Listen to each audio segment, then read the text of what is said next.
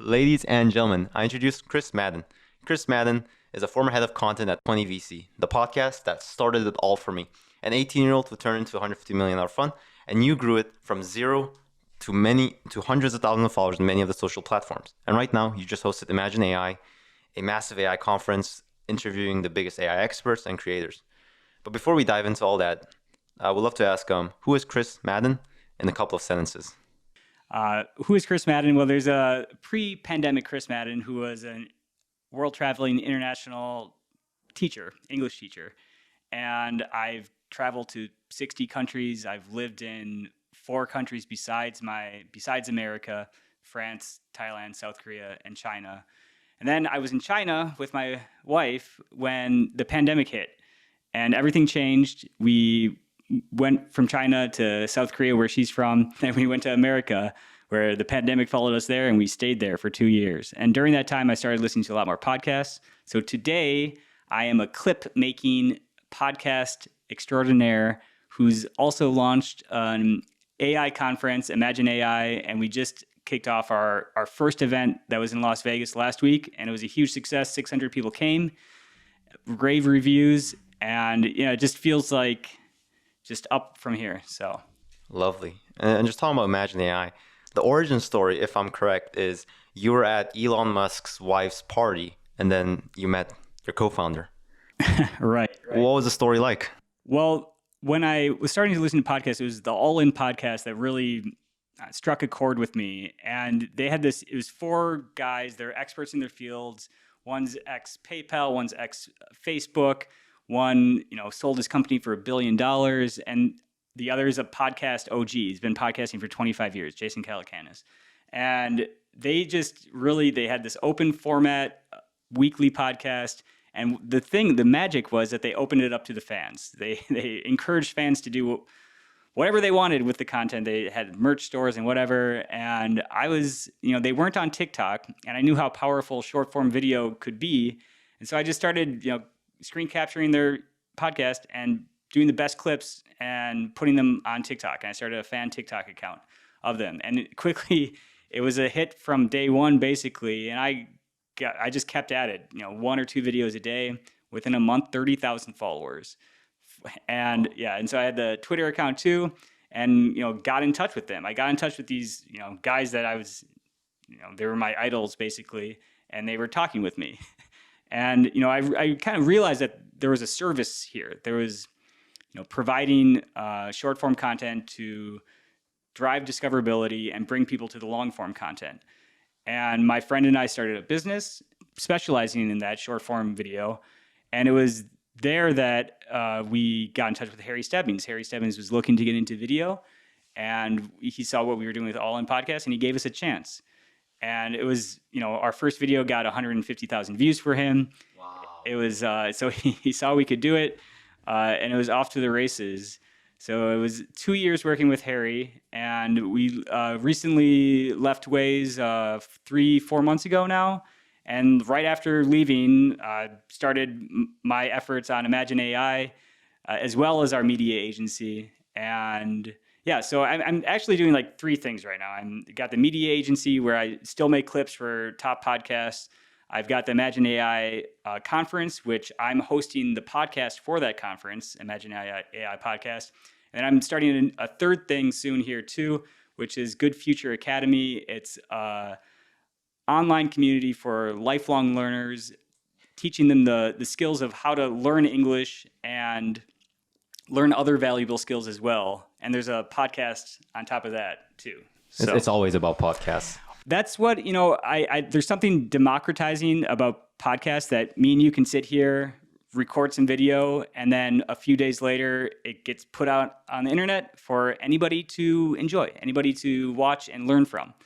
And the fact, and the cost of doing that, I'm so happy to have this conversation with you, but the cost of that extra step of recording it, doing the post-production, and putting it out there for other people to, listen to our conversation isn't that great these days. It takes some hours, some money, and it's just going to get cheaper. And so it's just going to be easier and easier for people to, not live stream, but podcast their conversations and put it out there to the world.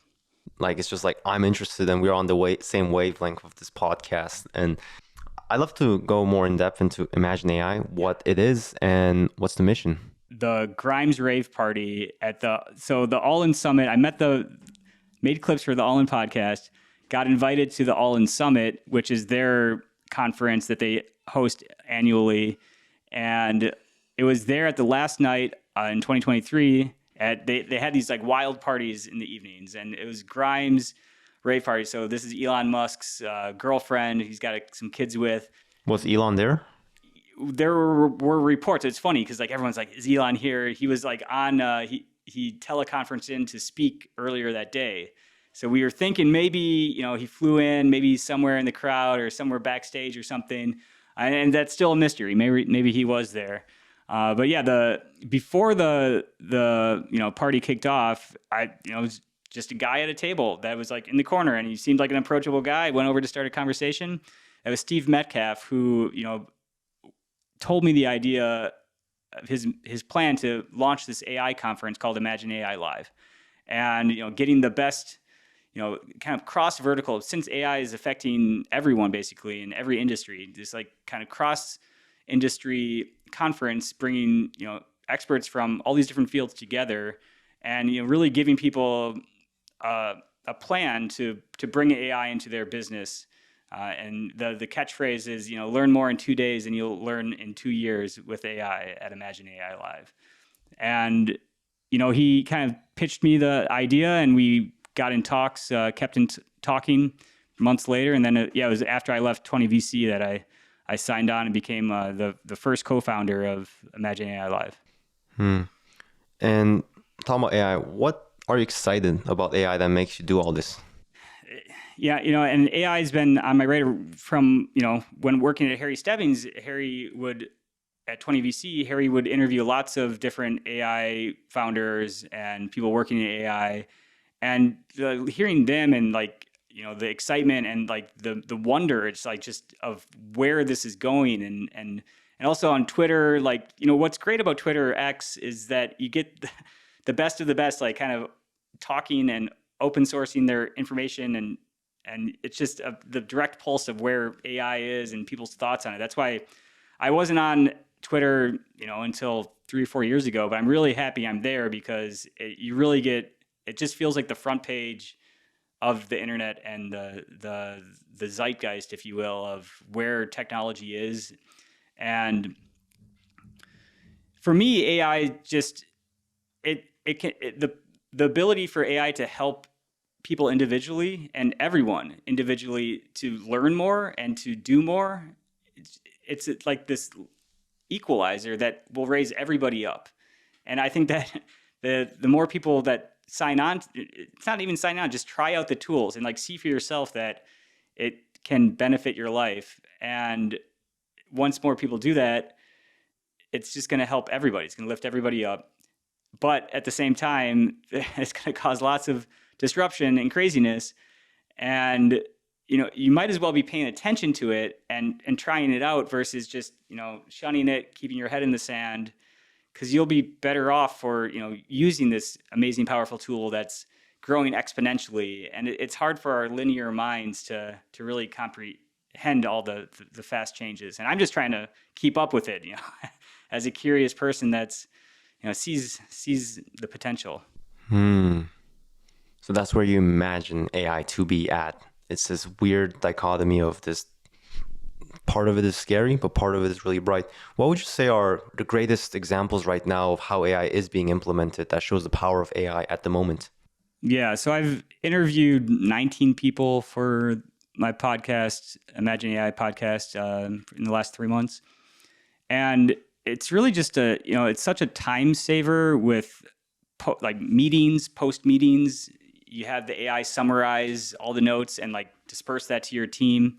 With podcasting, I use it in the post-production. There's a company called Podcast AI that I use that, it takes the whole script, the whole, spoken word between us, and we'll summarize that all down. We'll write the YouTube timestamps. We'll give you descriptions. We'll give you social media posts, YouTube titles, things like that. And I don't use it every time, verbatim. I use it kind of as a idea generator, often, especially for the social media posts.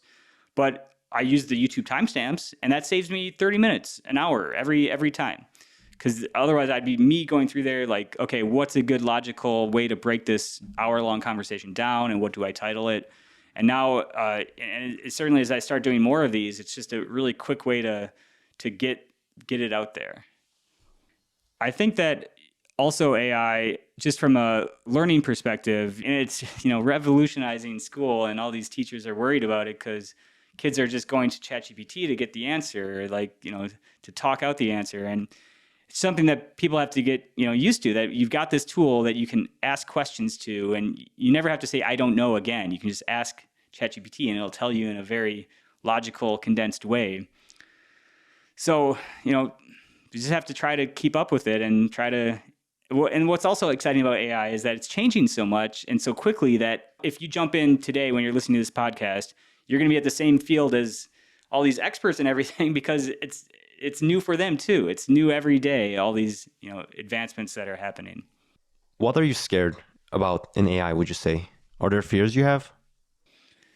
Well, certainly the job disruption. What's funny is in 2020, Andrew Yang kind of rode for the Democratic Party on a promise of giving UBI $1,000 to everybody and needing UBI because of all this disruption that's going to happen and people are going to lose their jobs. And he was talking about truck drivers. That was his big thing, like how there's going to be these automatic truck drivers aren't going to be needed anymore because automation and AI will do it for them. Well, it turns out that wasn't the real worry, that all these manual labor jobs are pretty safe because it's really expensive to build these robots and do these last mile things. It's easy enough to drive straight on a highway, but once you get into a city, there's just so many variables that it's better to have the human. But also in factories, service industry, there's tons of jobs that are safe. But what it turns out that the AI is coming for is the white collar jobs, all these information jobs where you're basically transferring information from people to people, marketing. There's so many different in the office where AI is disrupting and where one person can do the job of three people. And unless you learn those tools and be that one person that can do more with their time, companies at the high level are going to start laying off people. And I think there's hiring freezes across the board. And not a lot of people are hiring because they're trying to figure out what this AI, technology is capable of. And so I worry about the people that, won't be able to find a place in this new economy. And then how do we take care of them? And I am a proponent. I do think UBI would be a good way to solve that, and put a tax on OpenAI, for example, and all the money that they're going to be making, and the $7 trillion investment. Yeah, and distribute that to the people that are losing their jobs. And it's an opt-in universal basic income is the way I like to think. You have to register to get this money, and it's evenly distributed, no questions asked either. It's a lot of welfare programs in America. You have to fill out all this paperwork and you have to remain under a certain level, and it actually disincentivizes people from working more because it's if I work more, I'm going to be above the certain income level and then I lose the benefit. And that's not a good way to do things. And just talking about preparing, how do you recommend people prepare for a change in AI? How do you personally prepare for it? Again, I think it's just people have to get used to the tools that are out there. There's all this changes that is happening. And I still wonder, it's how many people, I think ChatGPT has 150 million people that have signed up. I don't know of how many of those people are active users, but there's still the majority that aren't using the tools. And so it's just a matter of putting the apps on your phone and playing around with it, asking questions, seeing how it can help your life. I know for sure that for content creators, it's a wonderful tool. It gets rid of the blank page problem where you don't know what to do next, or you're having problems with ideas. Now it's I get an idea and I have I can have ChatGPT help me work out that idea or create a cool image. That's what I've been really enjoying doing now is I've got some tweet that I want to make, but hey, let's put an image there too, because images are more powerful than text. And then, short form or video is more powerful than photos. And yeah, it's basically, use the tools. Start playing around with it, because once you get familiar with it, you'll know what it's capable of, and it's a tool in your arsenal to help you with problems later on. And what do you think are the limits of where AI could be to your business? Like, these things will still remain the same? Yeah, well, the big limit with AI right now is that there's a problem of, like, so many people want an AI to, like, remember them. Like I want my AI to, like, remember what I've done and who I've talked with and what I'm working on, so I don't have to, like, re-prompt it every time. Every time you go into ChatGPT, you have to, like, kind of reframe what it is that you're doing. Where if you've already explained what you're doing, like, I'd prefer my AI to know where I am and know everything I've done and just be ready to help me with the next thing.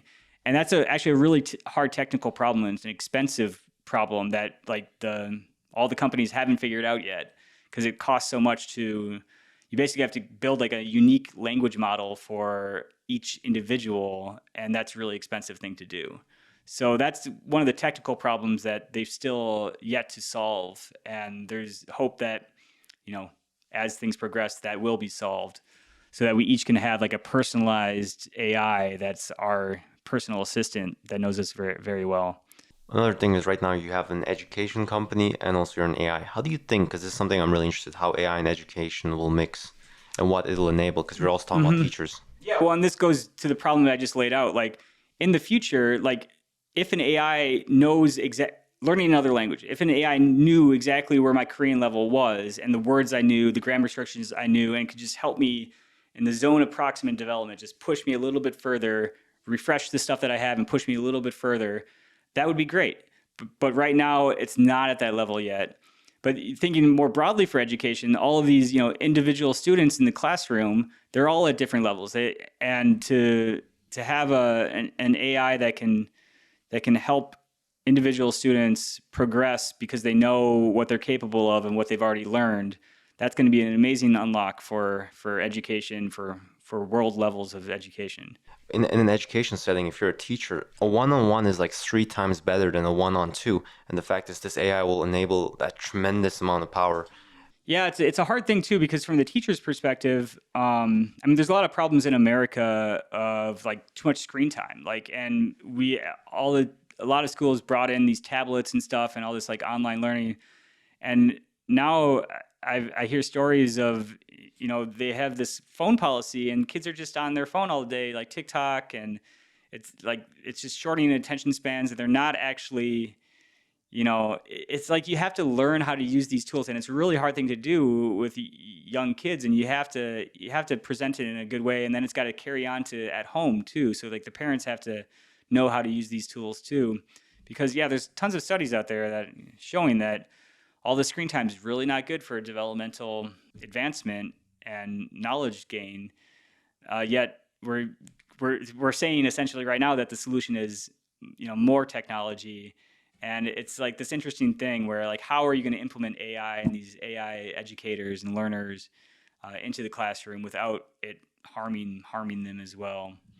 And then for teachers as well, I have a teacher that's actually the head of AI in his department, and just like he was like, there's all this weird stuff, all the kids are using ChatGPT, like, can you try to figure it out too? And he started figuring it out and realizing how much time it can save teachers as well, from a grading perspective. When you're like, reading through hundreds of essays from your kids, you can run that through ChatGPT and, like, have ChatGPT point out the errors and give feedback, condense it down. And then, there's tons of, for lesson planning, it's a great, like, you say the 5 things that you want to get across in this class, and you use this format of a template of lesson plan, go create it. And if you don't like that one, like, you can change the last part, or give me 4 examples, give me some activities, throw some activities in there, and it'll do it for you. And so it's kind of like it's an unlock in a way if the teachers choose to use it. but I know that there would be some pushback for, shouldn't the teachers be reading each student's essay themselves and like really trying to understand the student? And that is an argument for sure, but you can't deny the time saving aspect of it. And for, to get through all that, hours of correcting work in a shorter period of time, it allows you more time to actually spend with the student, or to like review their work and you give the personal feedback yourself, and it gives you more time to be a better teacher. And how have you been using like AI for your own personal life, your workflow outside of ChatGPT? To use other AI softwares? I use Midjourney a lot, and I really like what they're doing. Otherwise, I'm kind of a ChatGPT guy. I'm not one of those, I'm not like an AI influencer that's, job is to check out all these different tools that are coming out and like report on them. And that's okay, right? That's okay. Just utilizing the best technology, ChatGPT, right now. Well, Anthropic as well. Yeah, exactly. I hear Claude is the best right now. Have you tried it? My co-founder has, Steve, and I think he created like our whole website with it or something. And it is amazing, all these different tools. I more see myself as like a communicator about AI, and interviewing the people that are experts in their field and trying to relay their messages to the masses and to my followers or to whoever's listening. And that's my way of trying to help in this field. And what was the moment when you kind of chose that AI is the thing? Like, did you have a certain ChatGPT release and you wrote something? Do you have a memory like that started this? It was a tweet from Wait But Why, Tim Urban, and Tim Urban's a great writer, and he's actually a great cartoonist too, and he's got a way of breaking these concepts down into very simple diagrams and cartoons. And it was that thing about the exponential growth of this technology, and we're like just at the starting point here. It's starting to go up, but it's just going to go up at a faster and quicker pace, more accelerated pace. And we're just so used to things happening in linear fashion, and the amount of craziness and technological evolution that's going to happen is beyond comprehension, really. And we don't know how humans are going to use it, and how things are going to develop, all these companies, and how real actors and governments and bad actors are going to use it. And I just find it fascinating, and want to pay attention and try to distribute the most interesting things that I'm finding to my audience. And I think that if people pay attention more, that it'll benefit them, because they're not going to be in the dark about what's going on. Just talking about AI, recently Perplexity had a podcast which is just an AI voice and AI research. How do you think it'll affect you as a podcaster? Do you think we will be replaced? No, that's a really interesting question. Okay, will AI content creators replace human content creators? And I don't think so. I think that humans, we like the authenticity of real humans and the story behind them, and we grow to trust real humans. And all these tools are going to be very helpful to the content creators, but I don't think people are going to I'm going to watch the AI news, or I'm going to watch the AI conversation about X topic, or AI celebrity gossip. It's the humans that I think are still. I think it's a missed bet. Like, if you think that AI is going to replace human content creators, I think that AI is going to help streamline what content creators can do. And behind every content creator, there's a big team, and there's a lot of moving pieces and a lot of things you have to do to get the content out there. And I've got a team of 5-6 people, and they're my boys and girls, and like they're my team. And I don't want to, I want them to know that they've got a job, in the future, because we're going to be expanding, we're going to be hiring more people, but they need to use these tools. They need to know that they can't just stay complacent in what they know. They have to be continual learners and keep, improving their own skills to keep up with all the changes and to be more productive themselves, so that we can have more reach. And talking about your own podcast, before you began and you worked at 20VC, how was that experience like working with Harry Stebbings, one of my idols? Yeah, no, it's very cool. I think you contacted me, and we did this because I was the former head of content for 20VC, and working with Harry Stebbings was certainly a life-changing career opportunity to work directly with somebody that's so established in podcasting, and his story is amazing. I think he started when he was like 17 or 16, and just started. Just got it out there, and it was just audio. And he admits that it was really crappy at first, and he's like cold emailing people like, hey, can we have this recorded conversation? And he just kept being surprised with the people he could actually get on. And he does have this extreme passion for venture capital. It's kind of like a weird passion to have, maybe. Not everybody, schoolboy's dream to grow up and be a venture capitalist, but he talks about how it was the Social Network movie that was the moment for him when he knew that he wanted to focus on that. And what I really, it was great working with Harry, and it was all remote. So I mean, we had Zoom meetings and stuff occasionally, but it was mostly just direct messaging and group chats, and working every day. And that it really got into my head of like, hey, Saturdays and Sundays, they're not days off. I mean, in the content world, you got to get stuff out every day. I mean, you should be getting stuff out every day. And my friend and I, when we started off, we were making a video a day, and it was for Harry, and it was this competition between us to see whose video would do better. And I think that there's two things that run the world, and that's incentives and competition. And so we really got that in us, and it was great for the account because the views showed, like, our videos the videos got better, our skills got better, and we just kept trying to one over each other. But the thing with this clip game is that you're gonna get a hit, but then you might go 2 weeks with no hits, and it can be once you go down from that high, it can be a really hard moment, but you just have to keep going and you'll get another hit. And then Harry brought us in to be, work in-house with him, and we were the head of content, and it was a great responsibility. And what I loved about, his approach was he really let us take ownership of it, and kind of, he would give us feedback, and, he'd be very critical at times.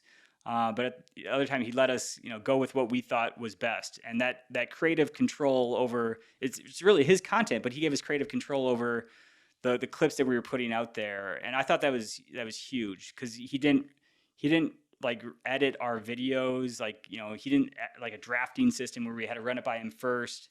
Sometimes with the titles, like he was really good at title making, and kind of gave us a lot of feedback on that. But as far as the videos we chose, like the topics, because like in every hour episode, there's going to be, if it's a good interview, there'll be 15 to 20 clips that you could potentially get out there. As long as the clip is entertaining or informational or a combination of the two, you can put it out there. It's just a matter of what you prioritize and the time and the team you have to do that. And so that prioritization, and that was really our skill set, and what we enjoy doing is watching the podcast, figuring out what to get out there first, what's going to resonate with people. And I think that unlike venture capital is such a niche thing, and not people don't understand it, but when guests talk about a more wider subject, something that a lot of people understand, we really focused on those things to get more people to tune in and like give venture capital a chance. So that was great. But I would like to just, if you have other lessons or advices on what makes the difference between a normal podcast and one of the best podcasts in the world. Yeah, I mean, again, learning from Harry, it's just his like relentlessness, and just he does have this like single mission of being the best venture capital VC podcast out there, and to interview the best guests. And he would always like come to the meetings like, okay, who can we get next? Who we want top caliber people. But his it's not just top caliber people. He interviews 3 or 4 people a week, and he gets 3 or 4 podcasts out a week. And now he's got Business of Sport with his brother. So it is really amazing the amount of content that he gets out there. And I mean, again, and he talks about this on his show, just the life work balance doesn't really exist. When your life is your work, when you love your work so much that it becomes your part of your life, you're just always working. But it's this joyful thing. And so he would be working late Friday, Saturday night in the studio, like going the final edits. And for the audio version, it was interesting. For the audio version, he cut out lots of things. But then for the video version, it was less things. So that was kind of cool for the viewer, to the audience member too, because you could choose to do the condensed version.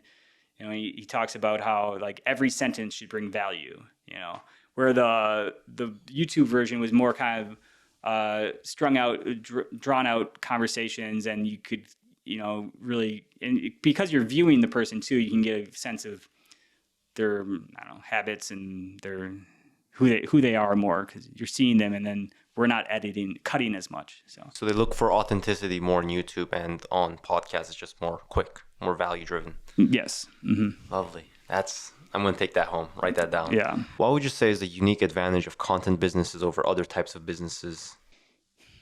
I just think that everything's moving to content. Depends what your business is, and if you don't need to have a public facing image, if you don't need to be trying to attract new customers, and you've already got a good business going on or whatever. But I think every company could benefit from making content.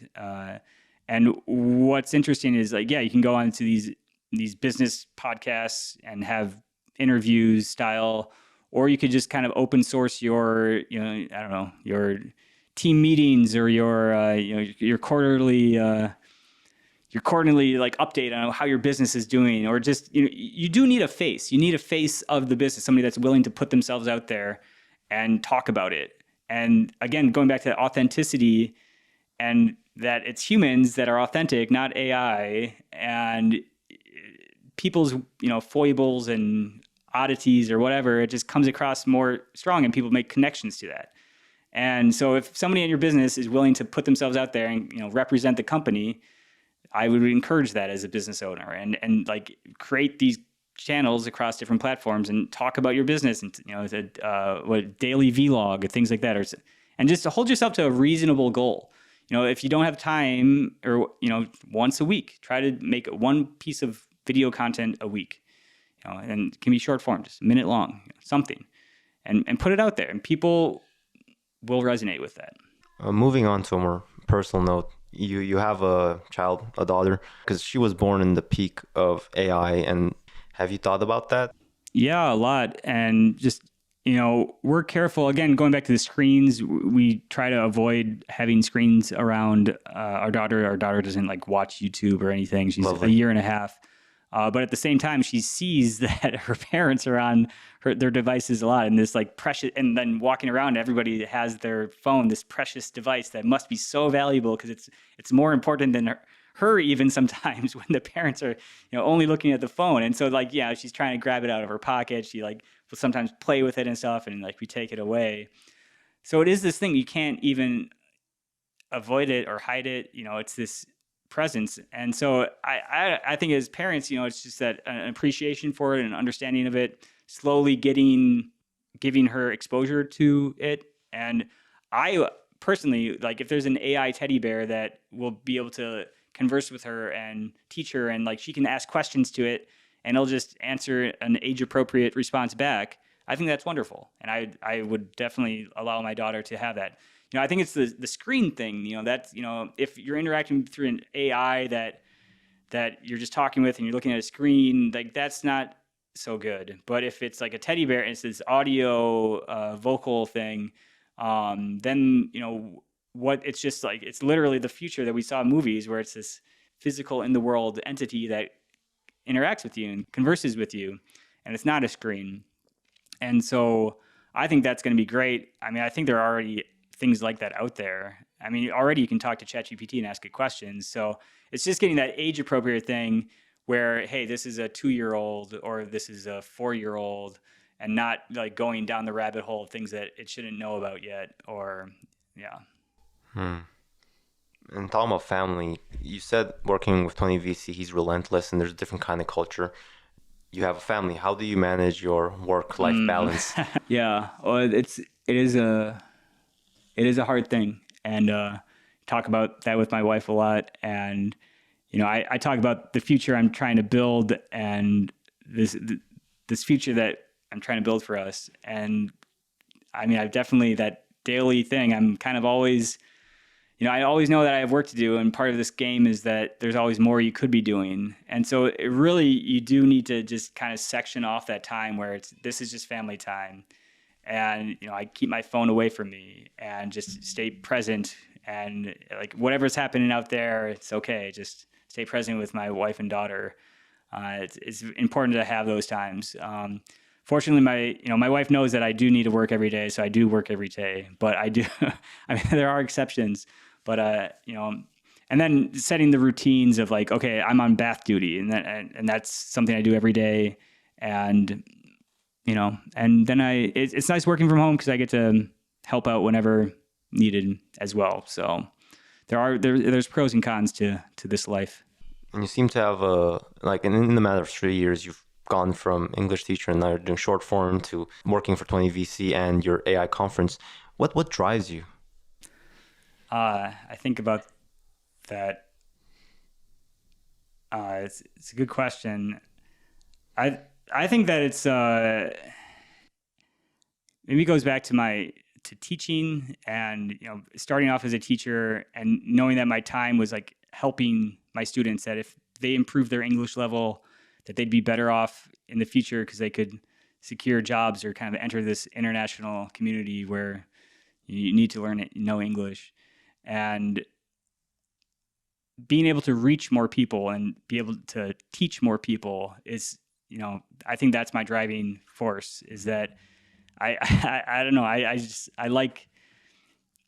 not afraid to put myself out there and stand behind my words. And I want to be able to encourage other people to do that as well. Like this whole, it's not only English that I'm trying to, teach people and all this technology and AI tools and whatnot, but it's also the social media game. And that, I still think we're very early in, it's been around for 20 years or whatever, but it's still early days. A lot of people don't use social media to the capability that they could. And, I really view it as like the second economy. And, you can have an impact in this first economy. You can make money in this first economy. But in order to make money in the second economy, you need to have a profile. You need to have something that's representing you on these different platforms.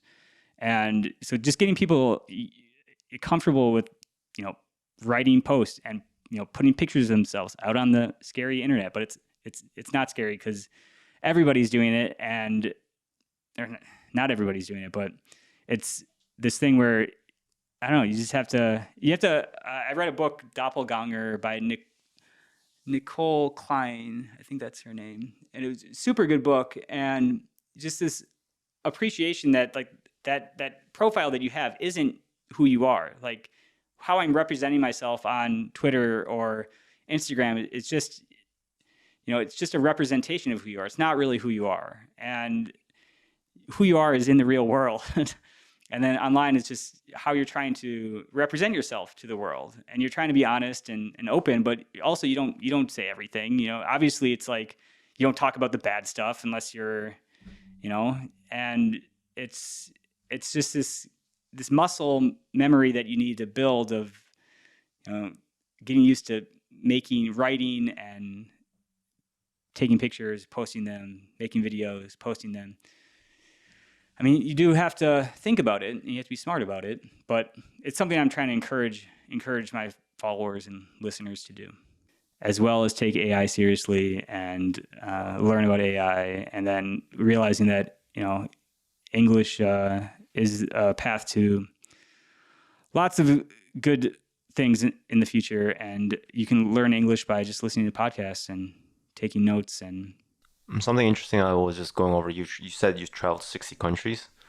How did you change as a person from that? Because that's quite a lot. Oh, very much so. I don't know if you can tell from who I am now and how I'm talking and whatnot, but when I was young, I was a very shy kid that, is a little overweight, a little chubby, little kind of stuck in his, not not social, and got picked on some, and and very, I don't know, kind of negative thinking, depressed for periods of my life too, and it was really forcing myself to live abroad and live in a different culture and see things from a different perspective that opened my world. That hey, you shouldn't focus on the negative and the things that are wrong. Focus on what's right and the possibilities and the opportunities. And when I realized that I could, it was in my capability to travel and to go to these different countries, and it wasn't that expensive with low-cost airlines and hostels and couch surfing. I was an avid couch surfer, like this community where you just ask people to stay on their couch and spend the night. And it's this cultural exchange, and it is really that's really living from another person's perspective. And yeah, for me, it gave me so much energy and so much perspective that I knew I had to just keep doing it while I could do it. And that's why I think in the span of 3 years, I visited something like 30 countries.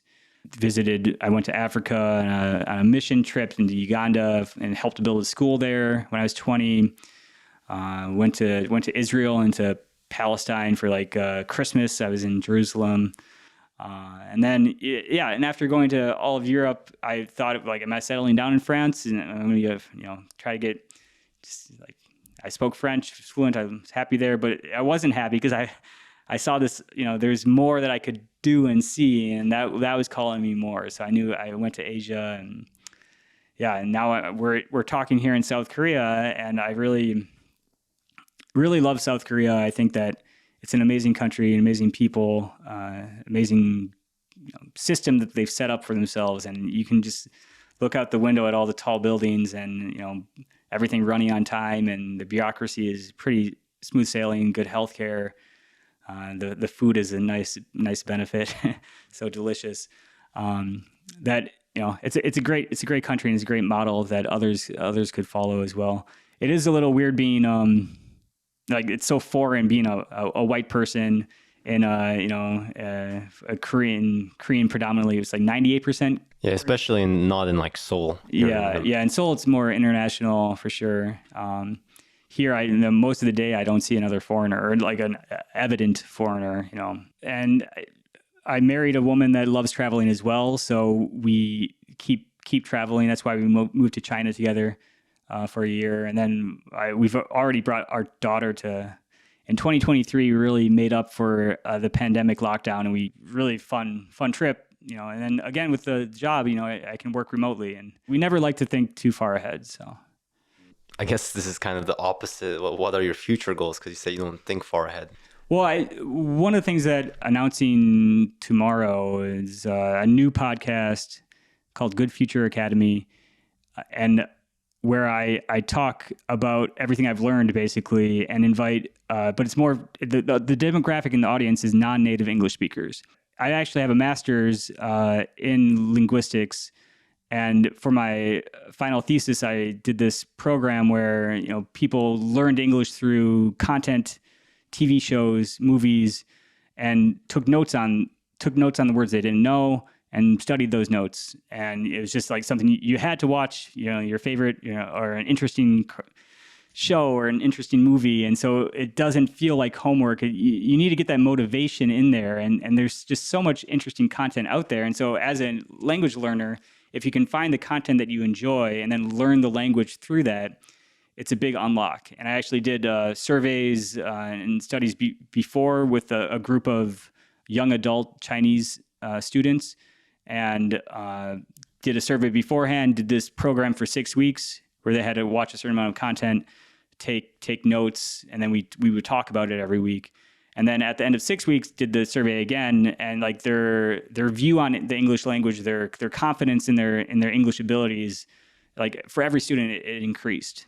And so I'm trying to bring this method to everyone, people that come and join Good Future Academy. It's going to be a Discord channel to start. Maybe it'll be something more later, maybe an app or something. Now, the update to my thesis is that it's not just TV shows and movies that you can watch, it's podcasts. And there's just so many. And the thing about podcasts, it's actually like natural flowing conversations most of the time, or people, it's not scripted, where TV shows, it's more scripted. And so it's a more natural way to learn how people really, really talk. And so it's applying that same method, but at being more methodical about it and expanding the scope of content that the student could learn from. And so that's Good Future Academy. And what's interesting about it is that there's going to be a weekly podcast along with it, and with the short game and everything, the short clips that go along with it.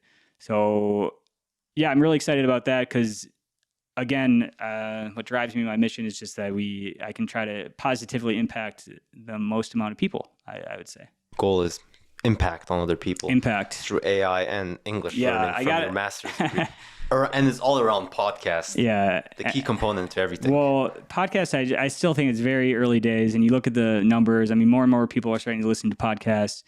The whole monetization thing, I hope to figure out as well someday, because it's not evident that it brings in money, but through sponsorships and other ways you can make money. But first, you have to be providing a valuable thing, something that people enjoy or learn from. And so I'm kind of focusing on the content first, and then and taking everything I've learned from short form content and social media to expand the reach.